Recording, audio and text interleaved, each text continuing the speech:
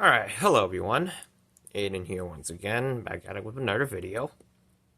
Today, we're going to be cleaning out the Hunter 2nd Century Original. Now, I normally don't make those videos, but I figured this fan is taken apart differently, so let's try cleaning this out. And it's different from the normal originals, so we're going to be taking this apart, clean it out, just show you some fun facts. So, let's get started. Remove the center cap. This one just pops off. Set that aside. This breakaway here. 208S. I'll clip that from the breakaway connector.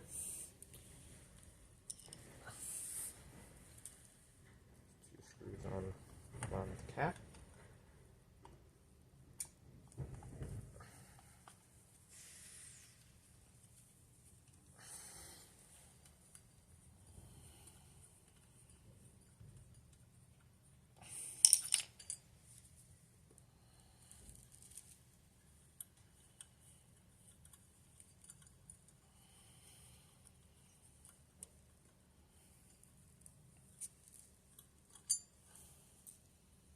Side. Got the entry nut. Loosen up.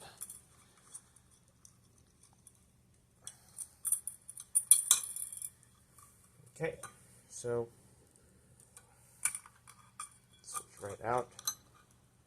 So we got two wires that we're going to pick out. This will be the yellow, that's medium speed. And then we got the gray wire for medium. No, low speed. Yellow's for medium, and then the gray wire's for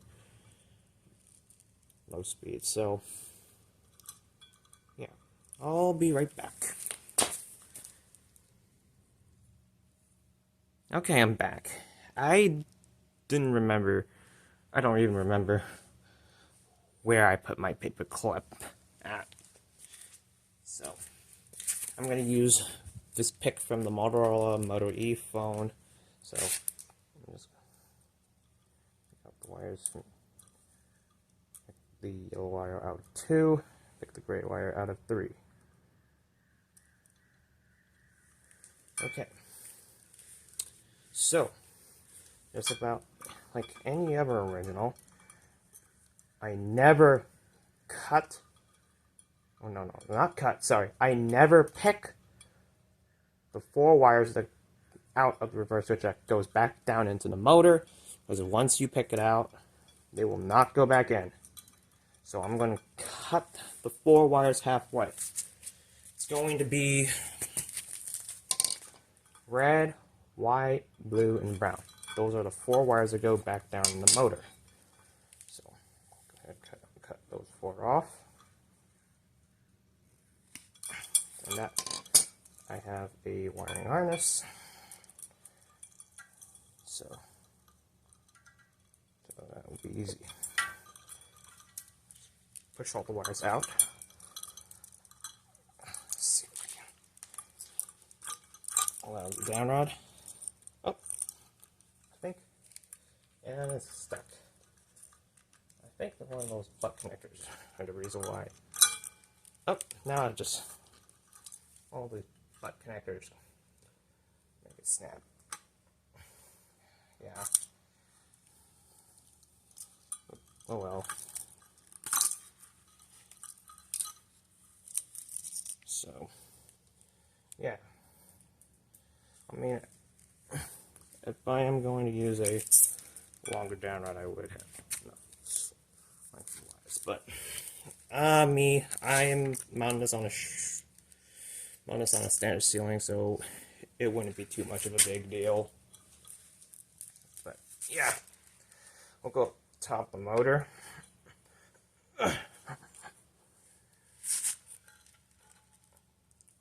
Top plate.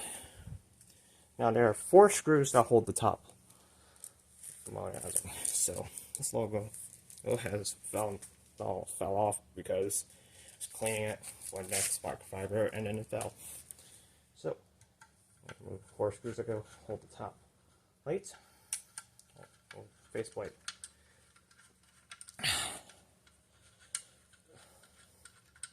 So, all 4 screws come off.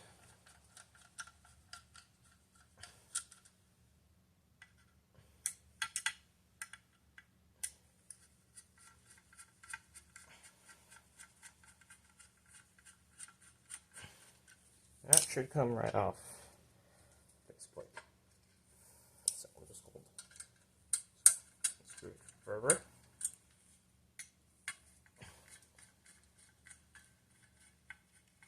Okay. Alright. So we're going to take a dab of Windex. I'm going to take a dab of Windex. Let's see if that can release it without damaging the yellow lacquer. Because Hunter's bright brass always tends to have its lacquer peeled off.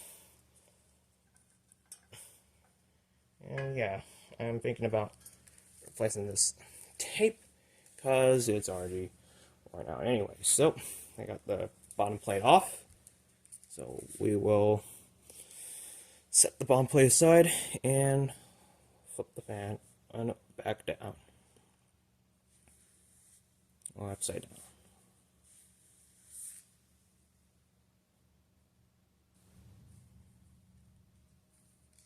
Back to the motor itself. So I got the faceplate set aside. So let's go ahead and unscrew the switch housing. Thread it. So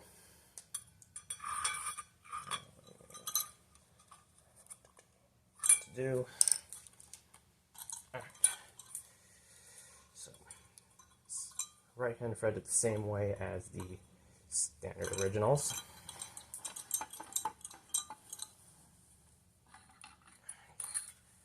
Okay, we got a bit of crap in there, so it seemed like all the oil leaked out, so I'm going to put in a new O-ring for this. So, yeah. And then I got my snap ring wires. I'll change the head on that, and we'll be right back.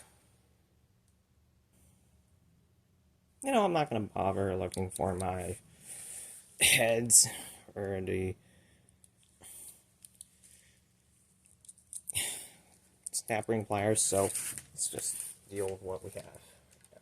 So I'll just put it in here.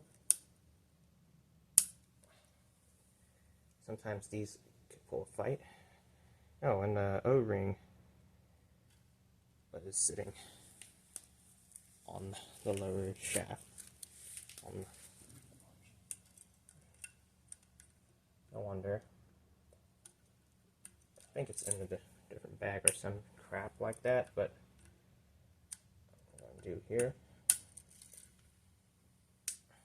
I'm going to look for my little heads. We'll see if I can come back to it.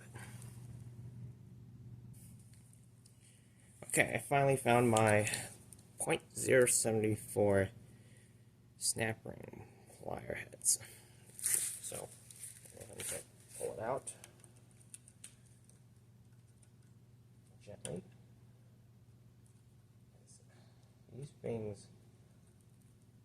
are hard to work with. Okay. So, snap rings out. And get the whole bearing stack out. Here's the bottom piece, got the rubber washer, the bearing stack, the top bearing this way, and then you got the felt washer. Yuck. Yucky yuck.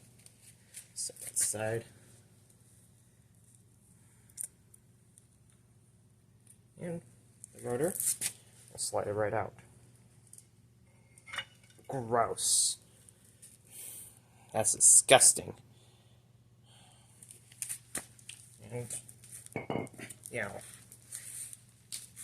Now I'll deal with the windings next. I'll just clean my hand out, my fingers. Okay, now I'm going to remove the motor windings. So, held down by 1/4 screws. We're going to see if there's any winding, any oil contamination.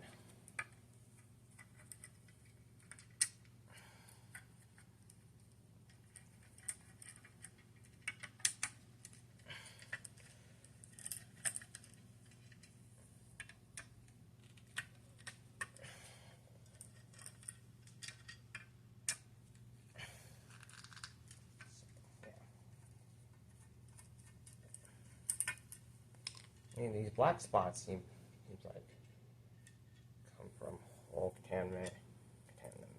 contamination. So,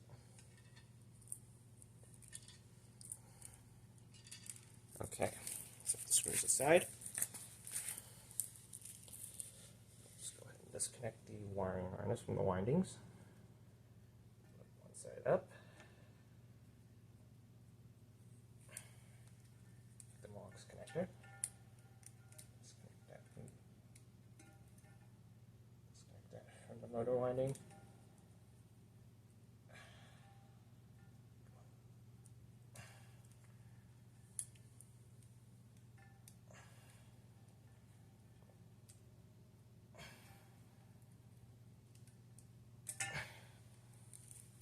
These things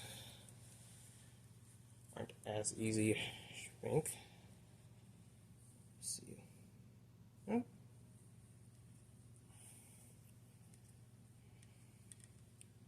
And I don't know. I think a little bit of oil contamination on the windings. Yeah, it's a bit dusty, but I'll set that aside. Don't know where to put it. Don't want to damage the windings. So yeah, let me pause that for a second.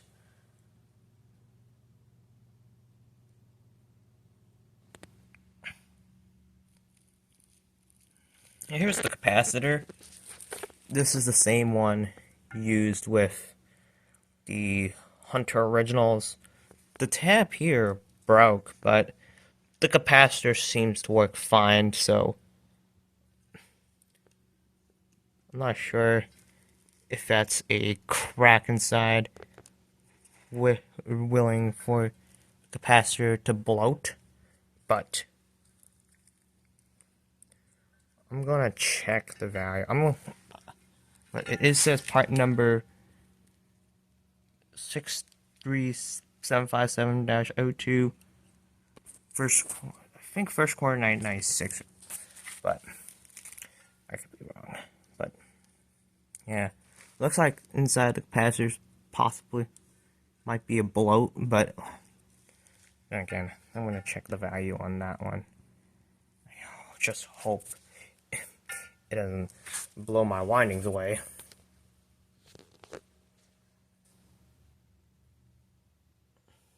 Okay, I'm back. So I'm going to clean out the shaft. Take some WD-40. Spray it on the shaft. WD-40 actually does clean it out very well, so spray it down further.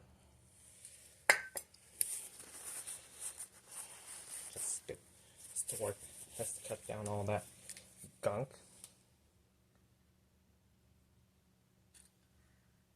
That built up all of the years. All those cruddy oil. So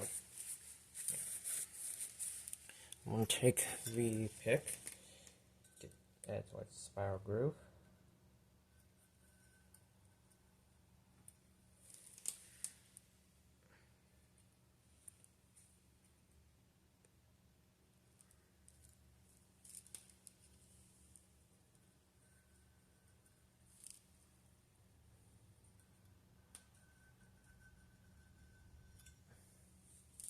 Yep. See all that filth and gunk. All that gunk and crap. So you can see that. What I'm going to do, yeah, you can see, clean that whole entire shaft right out. So, clean it out. Let's go ahead and do more on the shaft.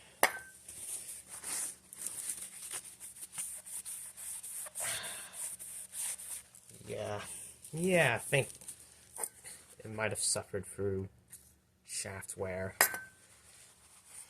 I don't really know how to identify shaft wear, but I would assume it might have suffered.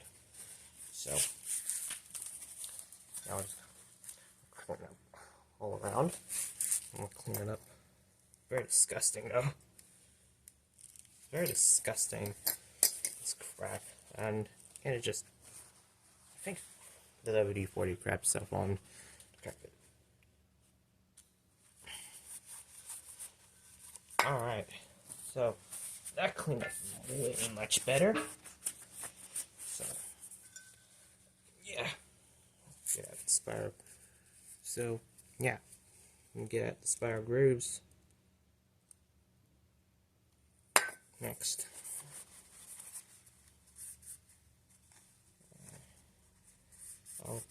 Okay, so I'll continue to clean this off camera. So, I'll be back.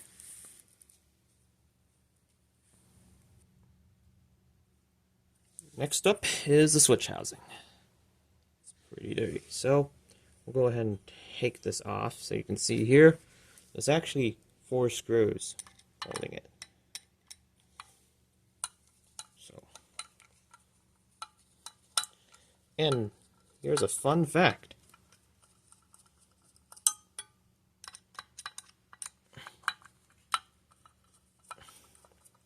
So while I'm removing the switch housing, I'm going to explain to you about the fun fact about this fan. So let's set these 2 screws aside.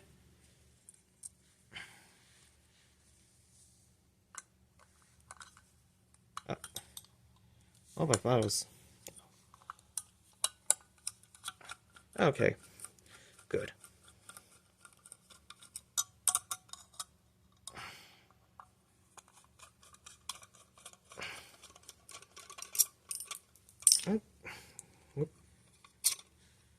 The switch housing is actually 2-piece, which is interesting.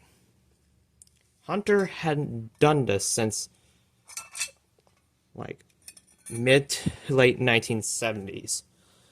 Hunter hadn't done this since like mid 70s. So I believe by 1976 they switched to the singular 1-piece switch housing, and it was 1 piece.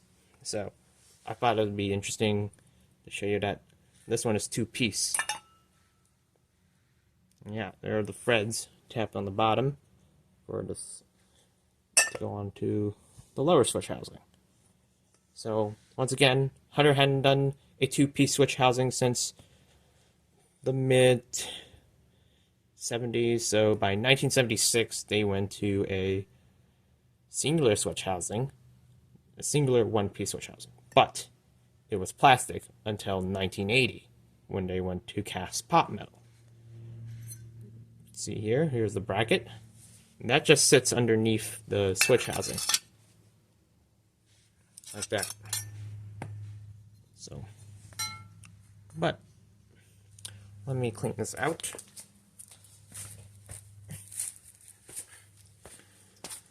Take a dab. Let's soak in. Let's soak in. Oh, strip. Soak. Let's see here. Well, let's see here. while I clean the rest of the parts off camera. So I'll be back.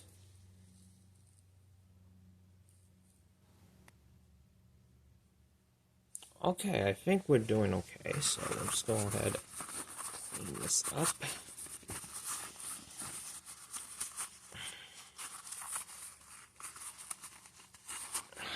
Okay, sometimes I get cuts from doing the clean out, and you can already see it's a little bit dirty as crap, so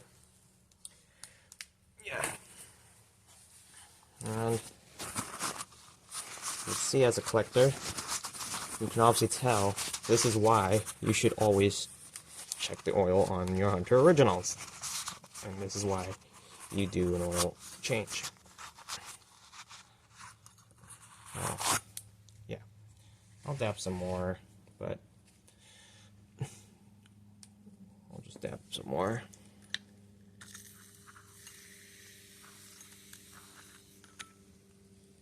Just because I want to clean all of this, cut off all that thick and cruddy grease that had been.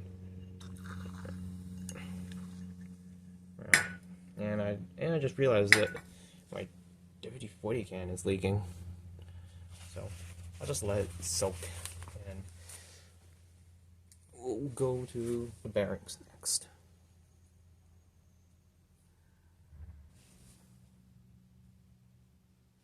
Okay, so we're now at the stage of cleaning up the bearings, so let's go ahead with WD-40, spray it on, soak in, clean that out. Let's see here. It's already this disgusting. So, yeah, WD-40 cuts off grease. Yeah, cuts out all the gunk perfectly well once again. So I'll just clean it up thoroughly.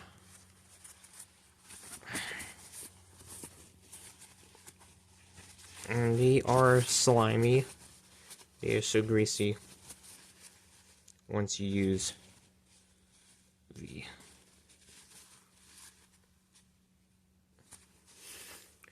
WD-40, but it works.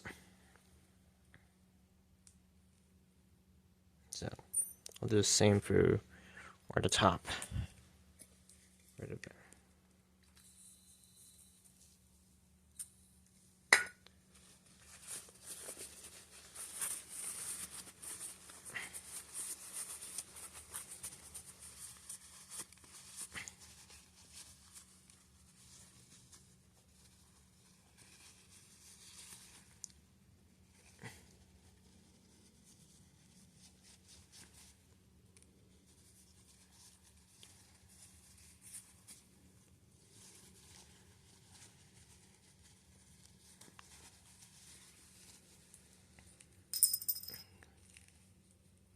Alright, now let's go.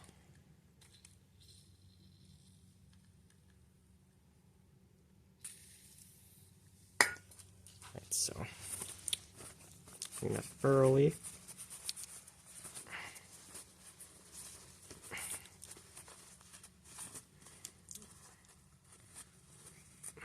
And yeah, you can see here.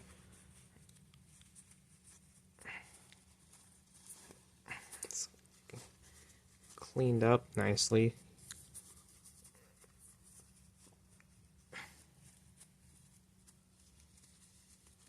So I'll just same for the bottom raceway.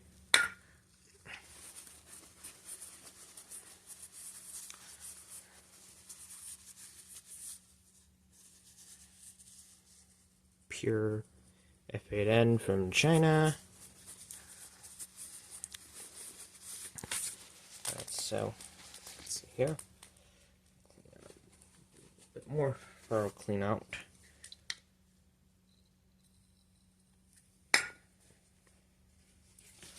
So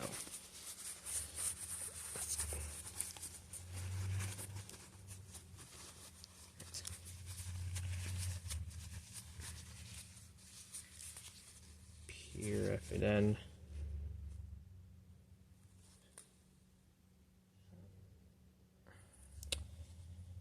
Alright. Okay. Now we're going to get to the ball. It's the stack of the ball. So I'm just going to clean all of it up the best of my ability as I can, and then I'll go further down the line. Clean more up. It's already disgusting. So I'll go down further and I'll pop the ball out. For right now, we're going to focus on the raceways and then the felt washer.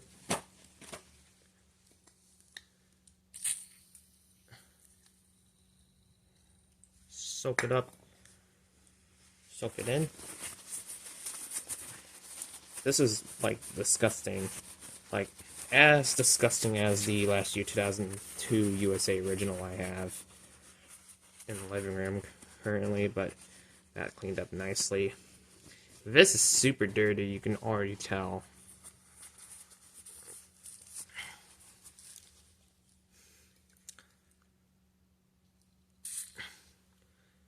And that's a reason why you never want to mix old and new oil, because whenever you change out oil on Hunter Originals, it's strongly recommended clean it out. So let me see.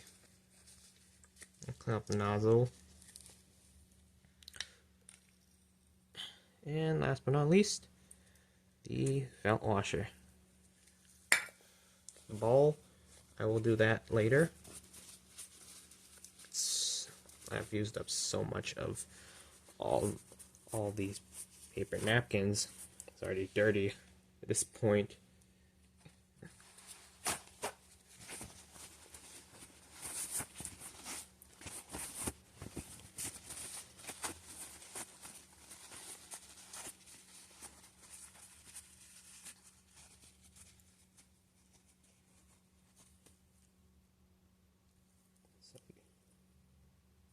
So I'll just soak up the felt washer.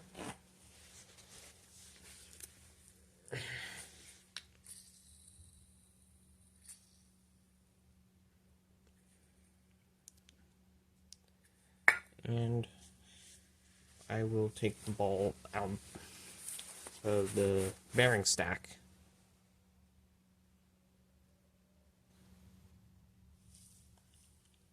Alright, here we are with the ball bearing, so what I just gotta do is pry it up a bit.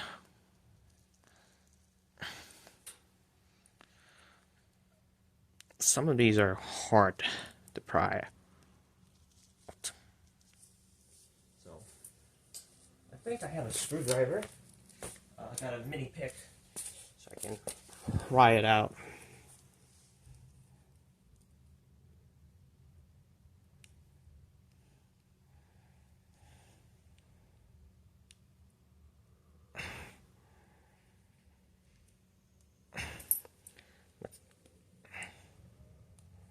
Pop it down.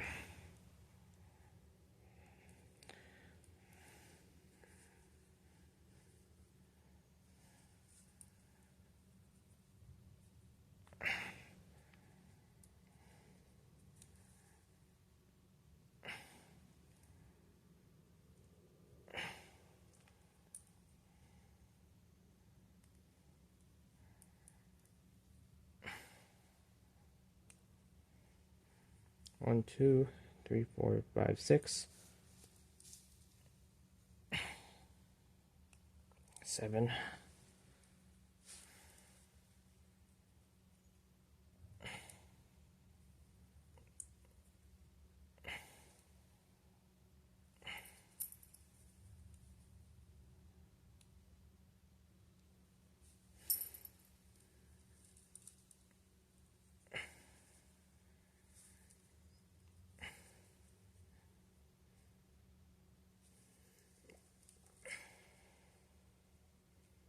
Alright, oh.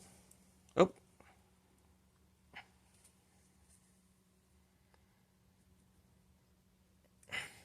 Okay.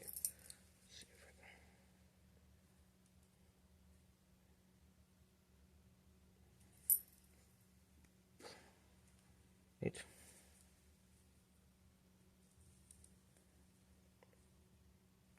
Nine. Oh, it rolled.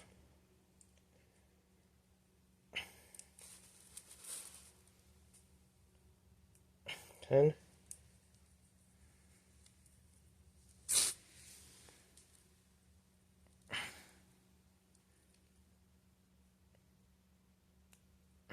11.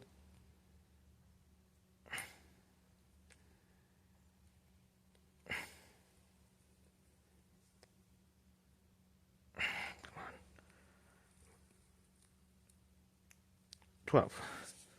Okay. I should have done this with my 1994 original, but oh well. So, I'll go ahead and clean this off camera.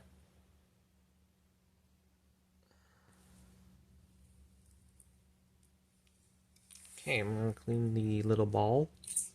All of them tiny balls. Polish it. Clean it up.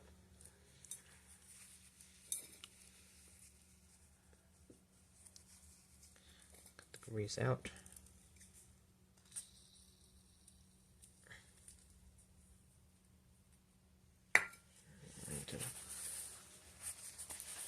Oh, whoops. Came right out. And that's what happens when you have, like, too much WD-40. So.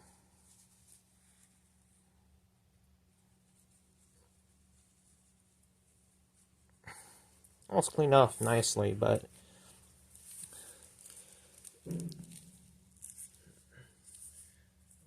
see the felt washer cleaned up and not.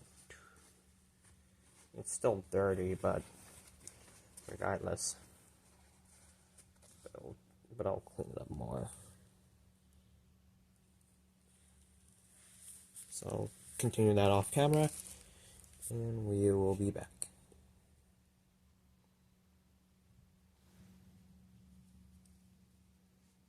Alright, so now I got the whole raceway cleaned up and the bearings, all the bearings cleaned out. I'm going to put back the ball bearings, just pop them in. You just snap on.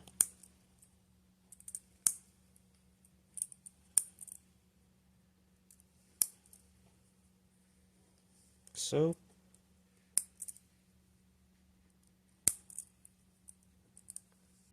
You can feel it snap once you pop them in.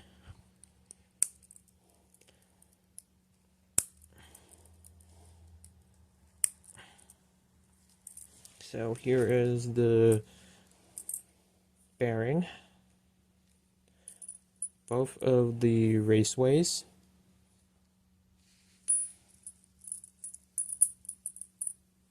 You got the rubber washer. Got this piece, I don't know what the heck is that. Got the snap ring, and then there's the belt washer right here. So yeah, after I dab WD-40, I will occasionally dab Windex and microfibers.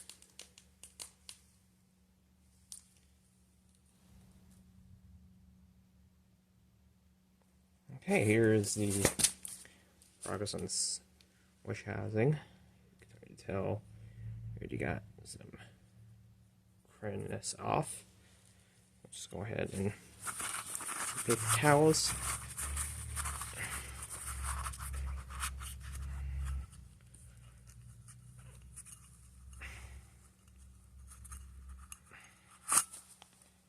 So or see all the dirtiness coming right out. Very disgusting. So I'm gonna try to clean it up with the best of my ability as I can.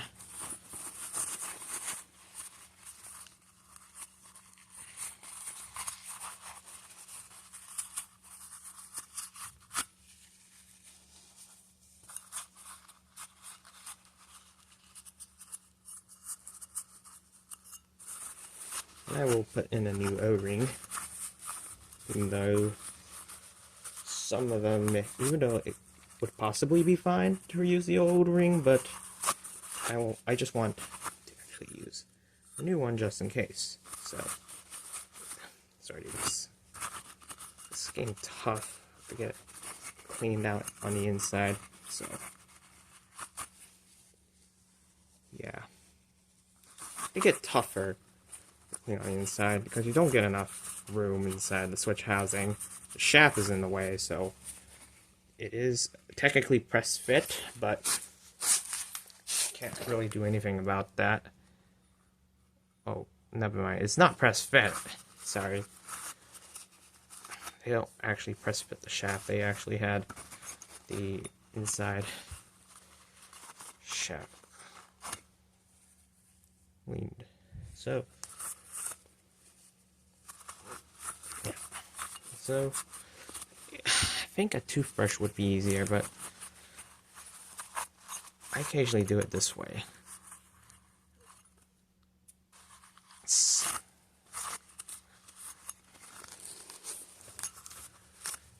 But I get used to cleaning a lot of the originals. I get used to cleaning these. So once I know how to clean it, I start getting used to it. It's a lot easier for me to understand how to do it. But yeah, I'll take a dab. Or next, clean off the inside, and then just call it a day.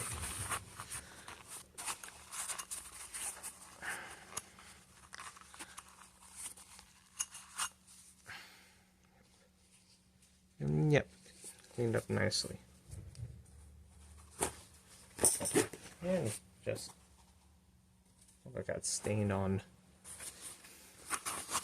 Oh, I got stained on, and I'm not going to reuse it for the kitchen because I don't want to use something that's contaminated with oil and crap. So, yeah. I'll just clean the rest off camera.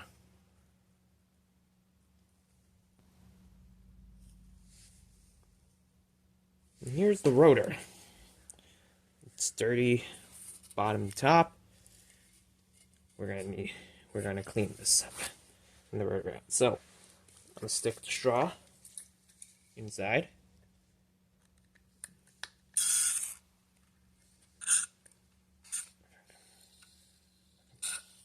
I think I'm possibly running out of WD-40. So yeah, and I want to clean it out very well. I'm going to spray some more. And crap, possibly might run out of. And yeah, and the rotor may be repainted in a later date, but not for now because I'm not going to see the bottom of the rotor, so who really cares? But it will. I might paint the rotor in a later date. So, but I want to get this fan cleaned up, running like new, so we don't speak about having to deal with all this crap, dirty gunk.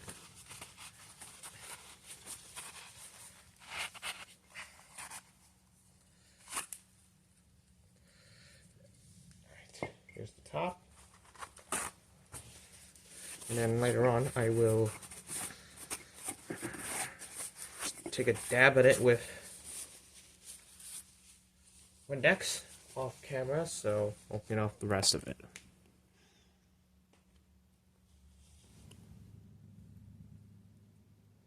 Okay, now we can talk about the fun facts about the Hunter 2nd Century original. This is quite interesting, as this fan is assembled differently compared to other originals that I've worked with. So, first in particular is the switch housing. If you see on my Instagram story, you will know that I did it in a different order. So, the switch housing is actually two-piece. This one being the oil cup, and this one being the switch housing. And there's a bracket that goes inside the switch housing. So, this bracket sits inside, and that is for the decorative cap. Now, it is actually held down by 4 screws. So, technically you could call it 3 or 2-piece switch housing. Hunter hadn't done this since 1976. In 1976, they went to a singular 1-piece switch housing, but it was plastic until 1980 when they moved to cast pot metal. So, this one has screws on the bottom instead of just sliding up and down. So, this one is essentially 2-piece, but you just have 4 screws on the bottom of the motor. No, not motor. Switch housing. Sorry. The second fun fact is that this fan does not have wires that run outside the motor housing and down into the switch housing. Now, the wires are ran here. So, they come inside the Molex connector, and there's the little clip to hold the wire in place, and there's that clip to hold the capacitor in. But apparently that broke, but oh well. I mean, the capacitor value is 7.5 UF, so it shouldn't be that hard to find the exact value. Let me see if I can... Oh well. I think it was one of those wears. As you can see here, it is ran inside the same way as a 2002-2014 overseas original. So, it runs inside the motor housing, down to this little peephole, which I don't think you can see. But, yeah, you can see the... Oh, yeah. A little bit, but... Let me see if I can turn on my flash light. But, yeah, you can see the wires run inside this little hole on the side. And then, it goes down into the shaft, which you see here. So, this is one of its purpose to have a modernized design. And the third fun fact is that the screws actually have 4 to attach the faceplate, opposed to actually having 7. So, if you're looking at 4 screws, why would Hunter do that? Now, the purpose for that is because this fan is supposed to be a modernized original. So the faceplate has to be concealed all around.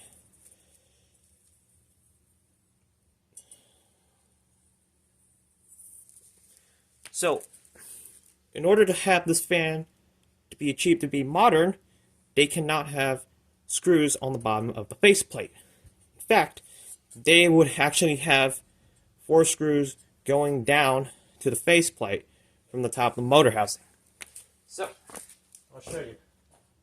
Now, the question is, will it hurt the motor windings? Well, yes, if any screws make contact with the windings. So, There are 4 screws that go down to the top plate. Well, I should say motor housing. So 1, 2, 3, and 4. And there would actually be sleeves that protect contact from the motor windings. So the sleeves will go on like this, and the sleeves help prevent the windings from having contact with the screws should the windings ever get chafed. So yeah, that's about the 2 cents of the fun fact about this fan.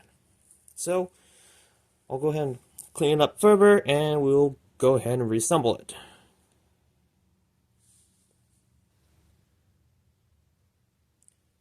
Riddle me this. Why in the actual heck would I actually take off this capacitor from the 2nd century original? Well, I'll tell you a reason why I did it.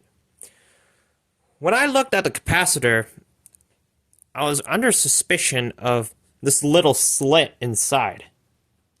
And because I would be so worried that if this capacitor bloated out very badly, the motor windings are done for. And I've heard that from Brian Hicks when he says that if you're about to use your original constantly, it is strongly recommended to replace the capacitor.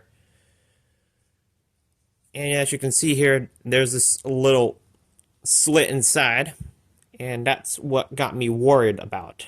And that's not good. So just to be safe and to be sorry, I decided to cut the wires out of the capacitor and discharge it. And then I will take the capacitor meter and stick that into the white wire. It is a bit hard for me to do it with one hand. And then stick the other wire on the other lead. And you can see here, this capacitor is actually a 7.5 UF. There's no label on it whatsoever to confirm it's a 7.5 UF capacitor. But it is actually a 7.5 UF capacitor. They did not drop the value to like a 6 or just a 7 UF when they transitioned from the 1.1 amp motor to the 2.0 amp motor, and also moving the capacitor inside the motor housing for the 1.1 amp originals, like circa 1988. So this value is absolutely low. So a little low, not too low. So as you're seeing here, it reads 7.11 UF capacitor, and it tells me that this capacitor is drifting a little bit. So what I'm going to do, just to be safe, I am going to replace that capacitor. I'm going to replace it with a different 7.5 UF capacitor. I'm not going to go on eBay to buy this one because these are expensive as heck. And yeah, I'm trying not to swear here, but sometimes I can go off guard. So it's not good. So let's change out the side. See if that makes a difference. Oh, yeah, and it's still 7.11 UF, so yeah. And this capacitor is drifting a little bit, so even though it is a 2.0 amp original, I still would always suggest checking the values before you begin installing it, because you never know when this capacitor will begin to have a bad bloat and will wear out. You never know when the fan will not work anymore. You never know when the windings are going to wear out. So this is why a capacitor meter is a electrician's best friend, or like an engineer's best friend. So yeah, and it's also a fan collector's best friend. So yeah, and we won't be able to get this fan reassembled until I buy a new 7.5 capacitor. So this one, we will be back.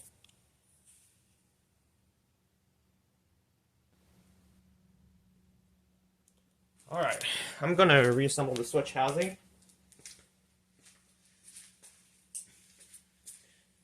I don't know which one, where this bottom switch housing goes, but I don't give it a crap. But I'm gonna put back the switch housing on the 4 threaded holes.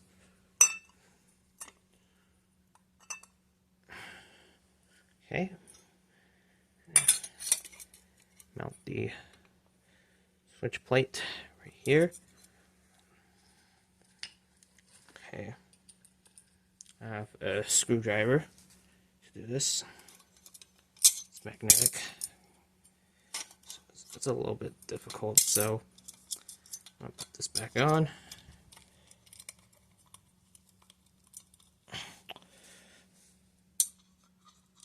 Partially putting in one screw at a time. And the second screw. I'm going to do all the same procedure.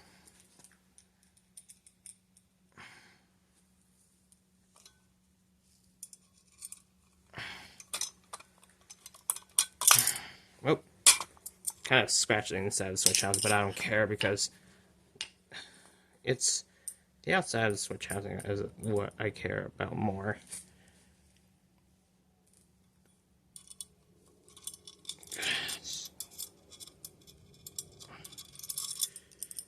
Crap. These arms actually do block my way, but oh, there it goes. So I can tighten down one screw. Attach the third screw.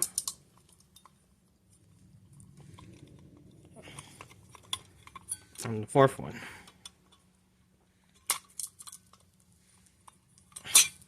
All right.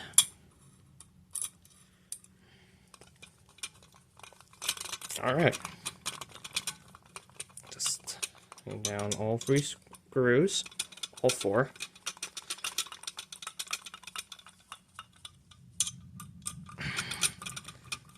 All right, one more to go.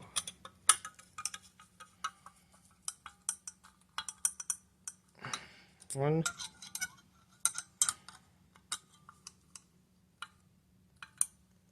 Two. I'm really not that good at stopping it. 4. Okay. Not really that good at venting, unstripping the head of the screws. But here it goes. The switch housing comes back on like this. You can see the date code 4th quarter of 1996. So, yeah. I'll go ahead and bring in an O-ring, show you what I use. Where are my O-rings?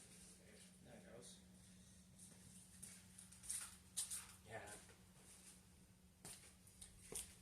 Yeah, this O-ring kind of looked fun, but it was quite flat, so I'm going to change it out.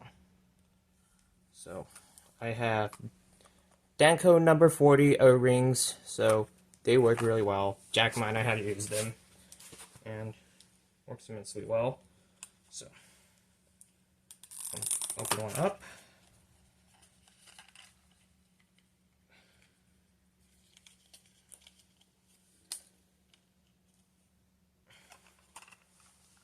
I'll pop in a new one. So I'll just slide it into the shaft. Even though some of the O-rings are fine, always switch it out just to be safe. Okay.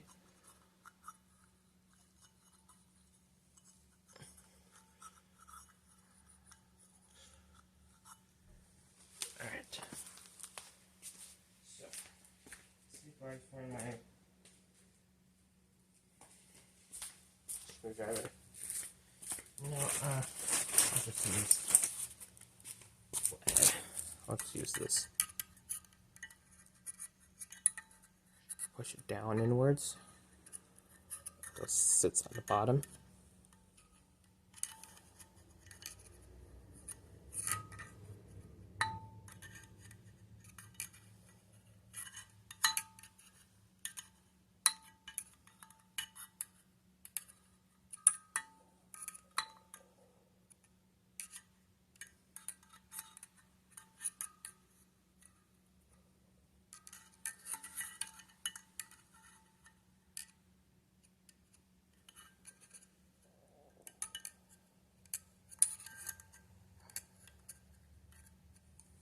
Okay, let me check. Let's see if it's firmly flush.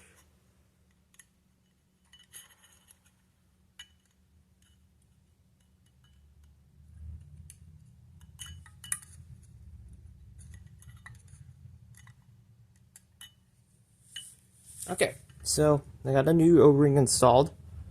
So now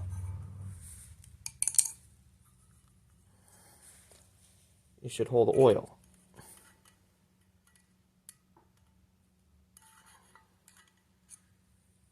So we're good there. So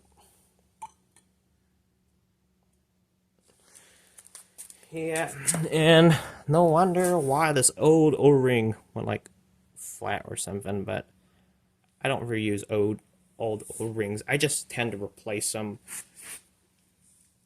even when they're fine. It's just that I always do it just so it holds oil better, so I never know when the old O-ring comes out, or wear out. Sorry, I'm all over the place. So yeah, so all you simply had to do is push it in. Usually you want to get an O-ring remover. You want to have at least a hook in there. So yeah, so we will be back.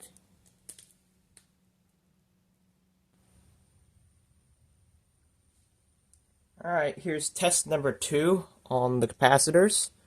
So what I'm going to do is I'm going to set this to 47 NF to 47 UF.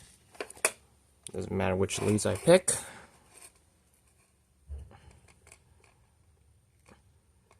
If you're looking, this capacitor is actually close to being 8 UF. So that's what I actually found out. So this one is the 8 UF. Now it does have that tiny chip because I opened it and it came right out of the bag and then dropped, but it shouldn't hurt anything because the value remains the same. So here's the 8 UF. Not sure if you see, but let's see if we can focus. Yep, 8.21 12 UF.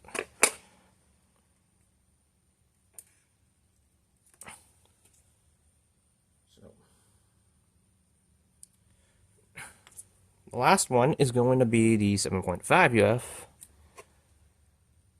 which apparently is not the right value for this particular, or the 2.0 amp version. So as you can see, it's 7.5. It works. It's not defected. Because if I try doing this, it would mean a different value.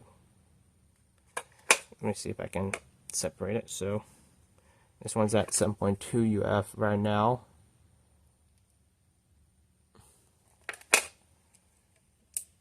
Because if I do UF to MF, it's going to give me a different value.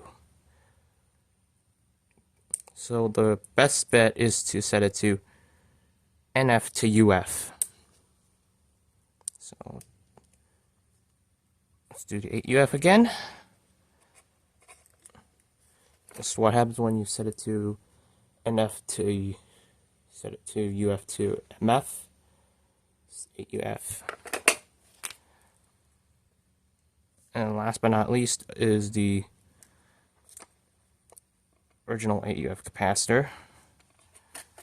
And now it's reads 7.27 UF.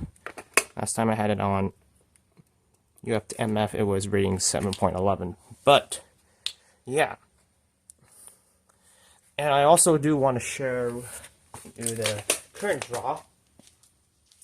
Because when I watched Dan's videos and Metal Pete's, you see the factory, you have the current draw for low, medium, high with the watts and the power factor. Mine did not meet within specs of low, medium, and high current draw. So, what I'm going to do here is pop in an AUF and we'll call it a day.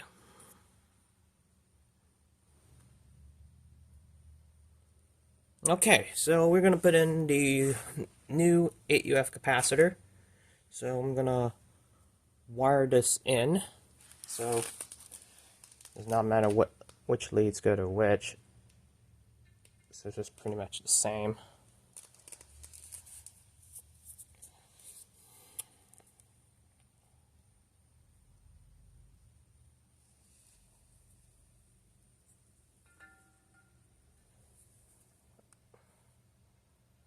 So here is the first 8UF lead tied to black. Let's see if I can move this around.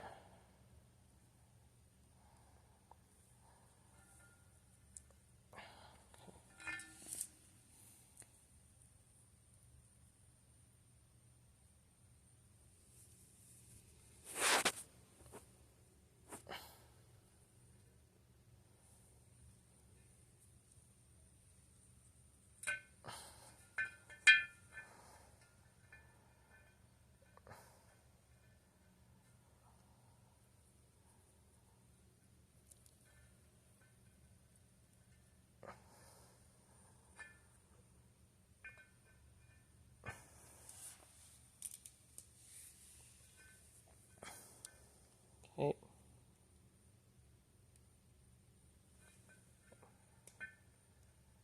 Zip tie it.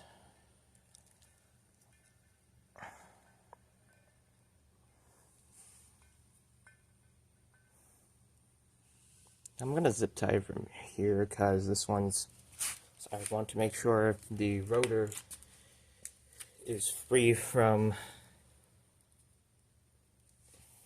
capacitor. So I got two long zip ties. I'm going to zip tie both. I have two zip ties so it can hold down firmly tight.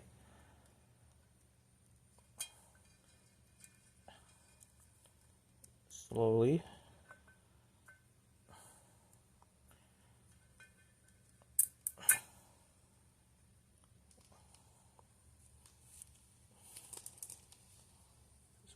Sure it's free from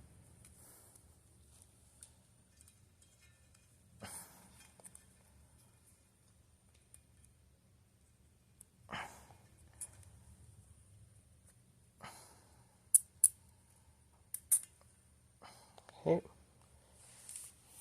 Now I'm gonna put the rotor back in temporarily. I did oil the shaft because you don't want the fan to run dry on the initial run.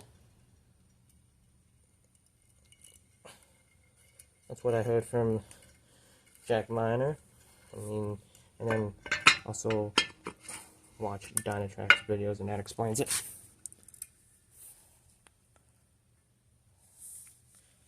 Okay. So now I'm just gonna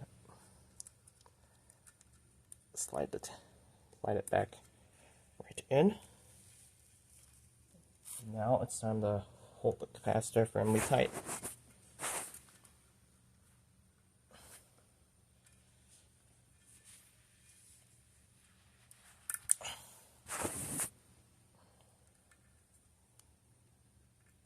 Okay. So the first side is done, so slip the rotor right out and zip tie the second.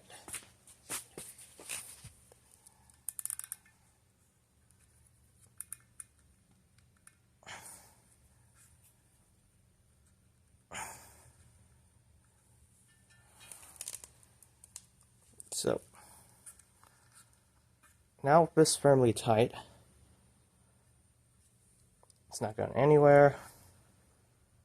So I'm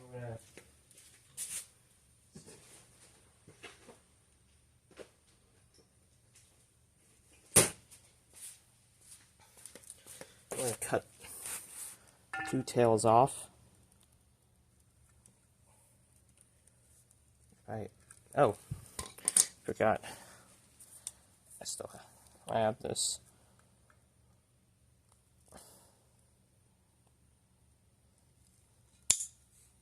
Short, so it wouldn't be that noticeable, nor would it ever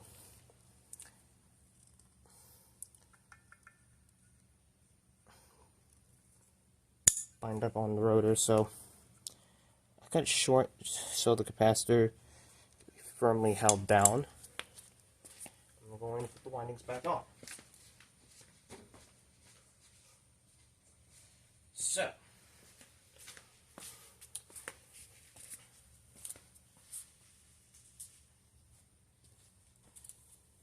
I'm going to reconnect it the same way.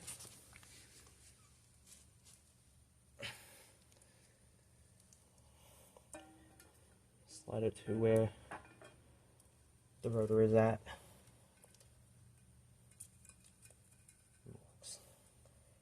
This side has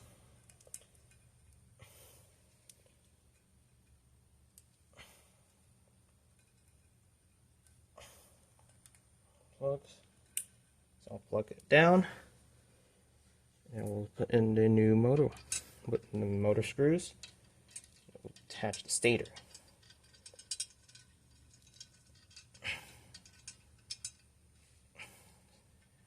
Screws going in.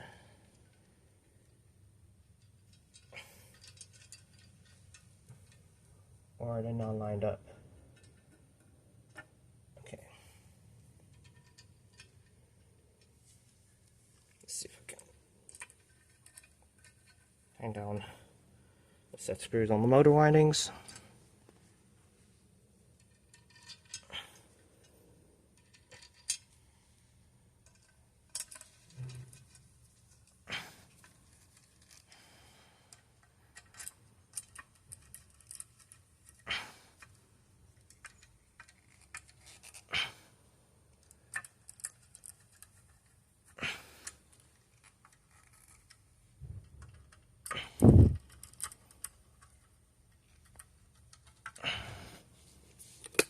Okay, I'll tighten the rest of the windings down.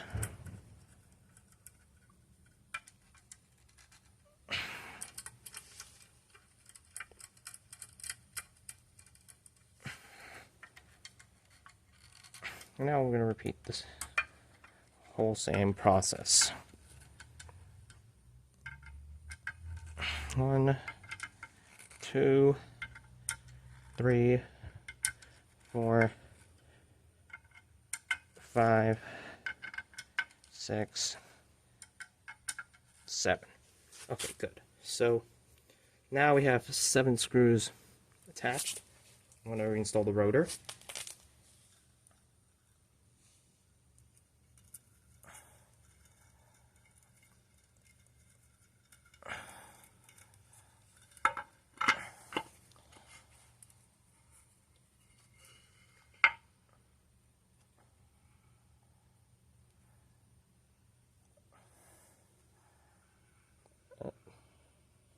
Okay, good. Now it shouldn't interfere. So now we'll go ahead and put the bearings back in.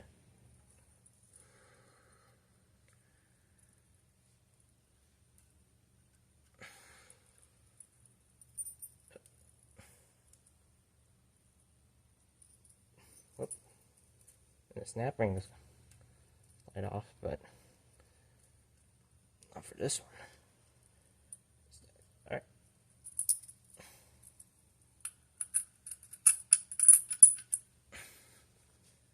Okay, now we're just going to put the snap ring back on.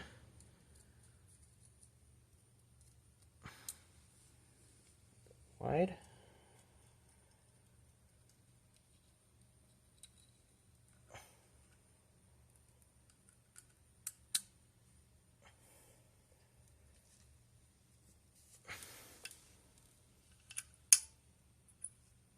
Okay. I'm gonna make sure that the snap rings are on. So I did strip back some wires. And now I'm going to fish all the wires down into the shaft and down into the switch housing.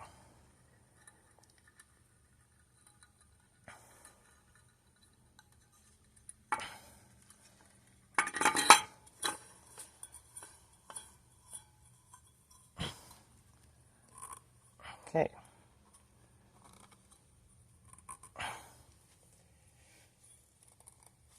Alright, now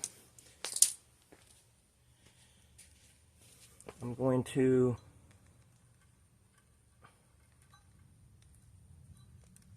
have all the wires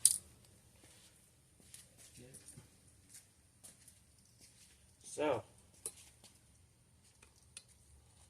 here we are. So, I'll start with the first wire. This will be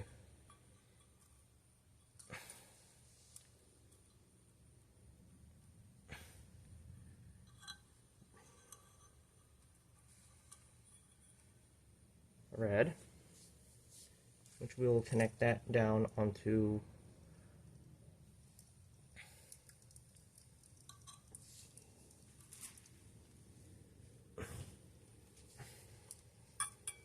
the motor.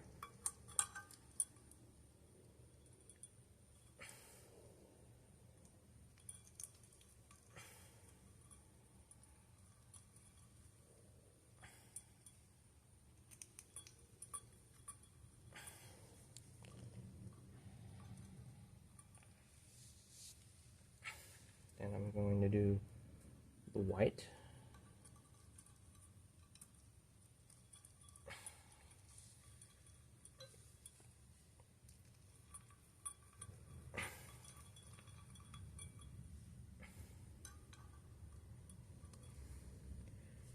Blue.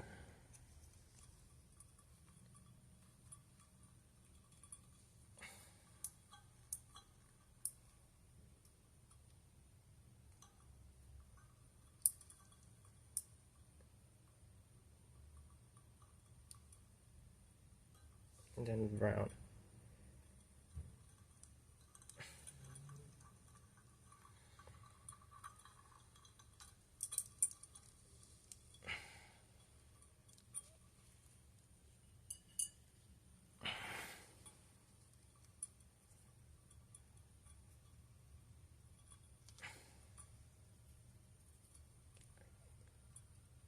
Straighten this out.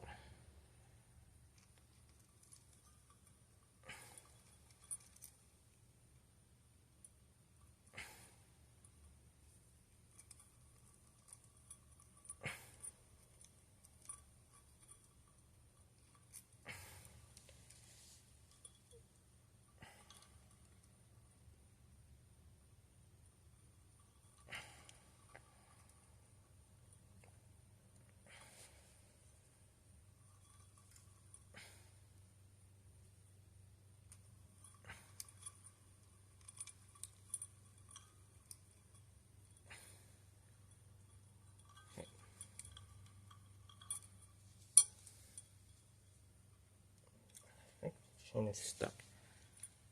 Oh, and the chain is stuck into the rotor. Crap. So, I'll fish the wires in off camera because it's going to be a pain to do it. So, I'll be right back.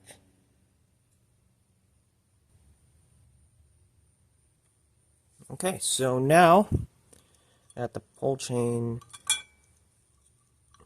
well, the wires are in, so I'm going to put the switch back in first because that's what I found is much easier to work with. Is putting the reverse switch back in. So I'm going to loosen out a bit. Whoop. Connected. Some of the wire nuts want to stay in place, so just slide it right in. Flat. Out. can't mess this up because you don't want the wires to come right out.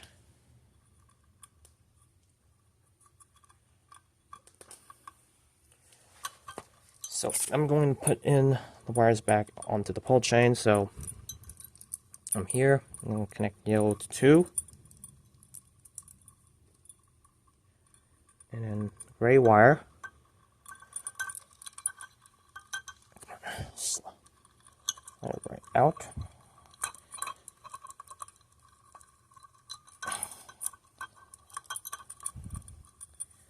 Which will go to position 3. Alright, now I'll feed the pull chain nut in. I'll feed the chain.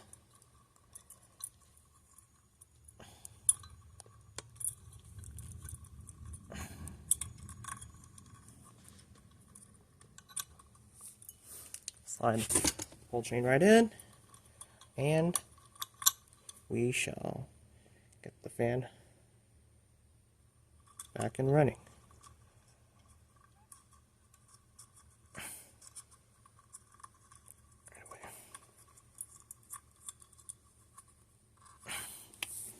Okay, now that is done and over with, and I don't have to speak about this again.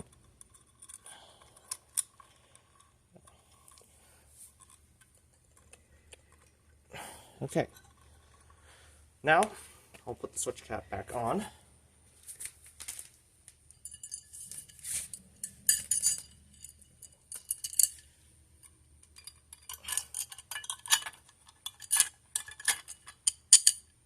First, I got to make sure the wires are out of the way, tucked in.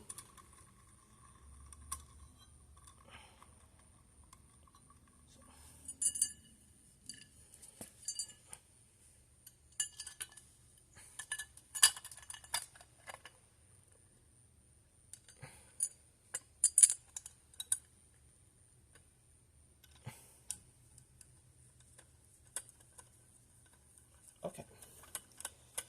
Tighten the switch cap down.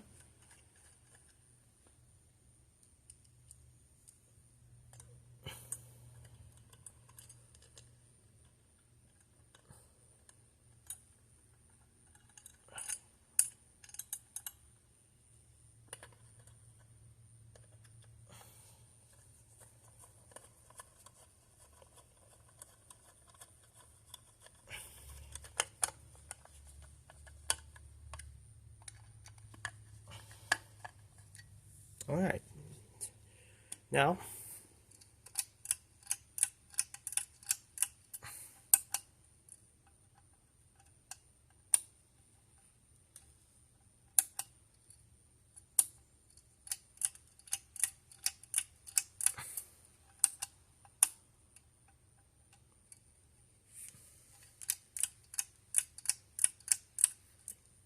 yep, it is fully reassembled, and now we'll put the faceplate back on.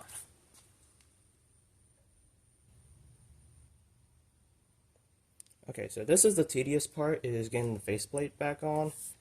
So you would have to get the screw and then the sleeve in first. Slide it down for faceplate. And gradually work your way through.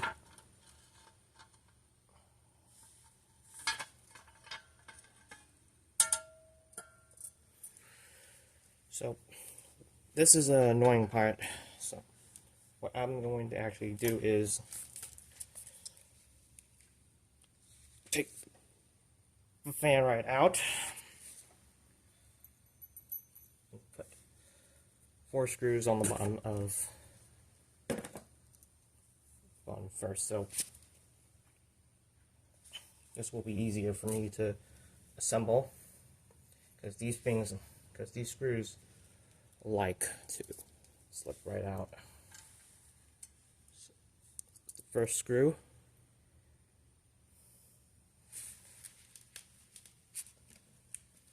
I'm going to put the faceplate back on.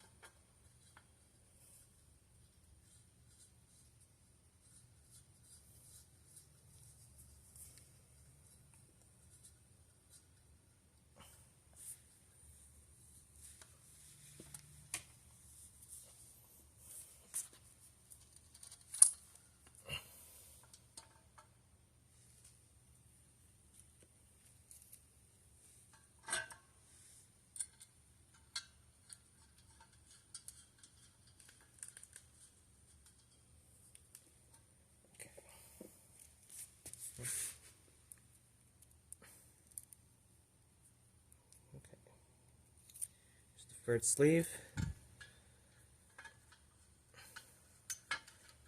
faceplate,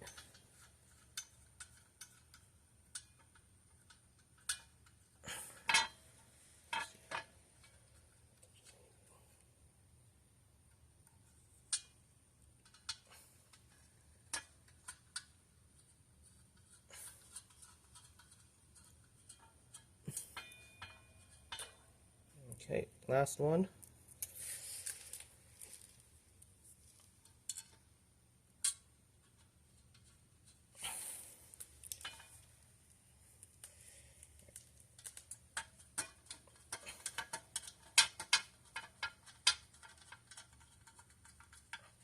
Okay, 1,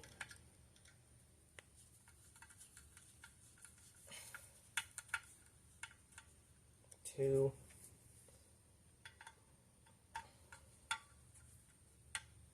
3, or am I just miscounting?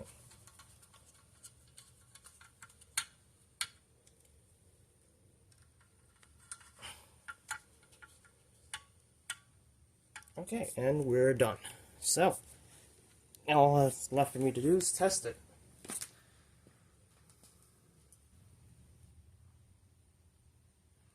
We shall now begin the kilowatt. So, to see if it met within specs. So, high speed, 1.31 amps, 153 watts, and a power factor of 1. 1.31. Medium, we're at 0.77 amps, 86 watts, power factor of 1. And now we'll go to low.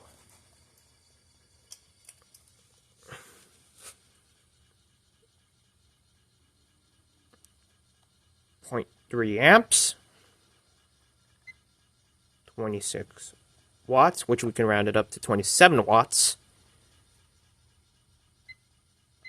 Power factor of 0.72.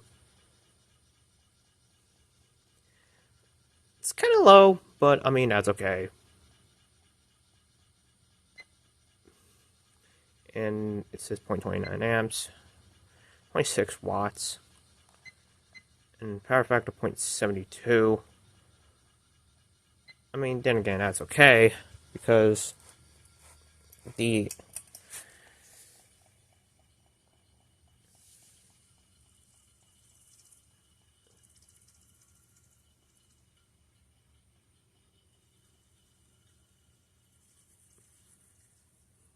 mean, that's okay because the high-speed current draw is all I care about.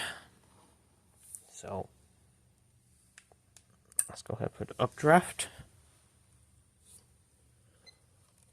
Oh.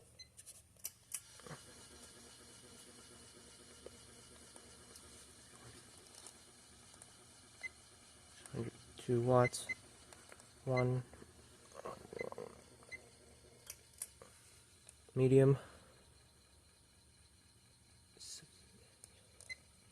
86 watts. Power factor 1. Low.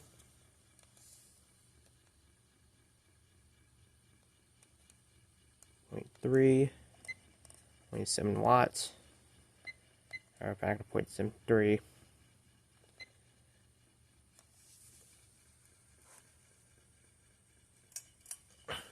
And off.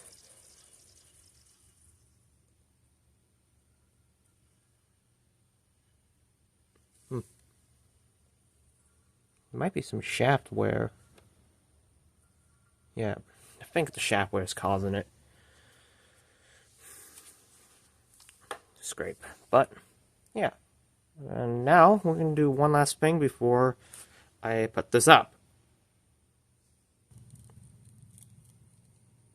Okay, now I'm going to tape the logo on the side using double tape.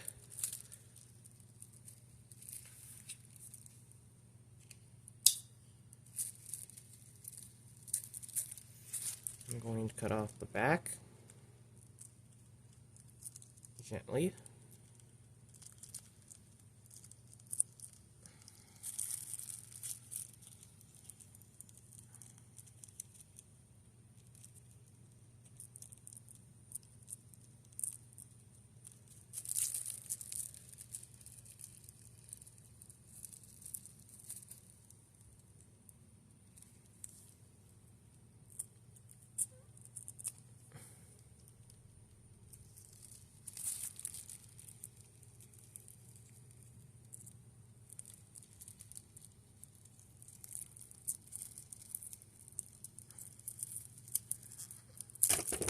Okay.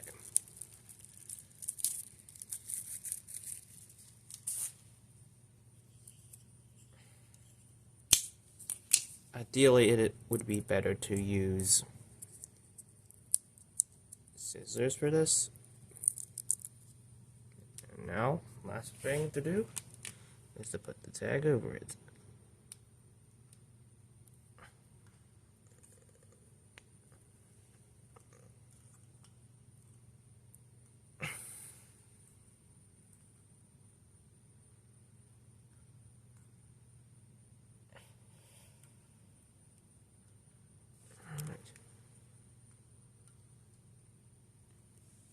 Alright, there it is. Tag is reinstalled. And the last thing to do is to put the decorative cap back on.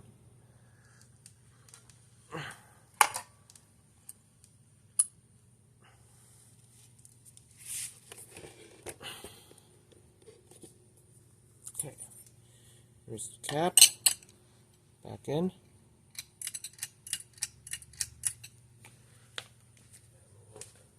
The pendant.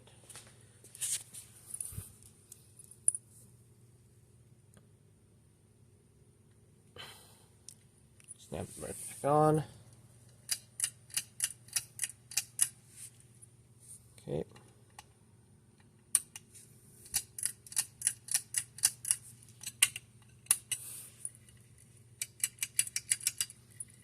And we're done. Okay. So, this was an absolute mess, but it was worth it at the end. So, yeah, very happy with how it turned out. And I'm also happy that I finally got this fan within specs this time. So, yeah.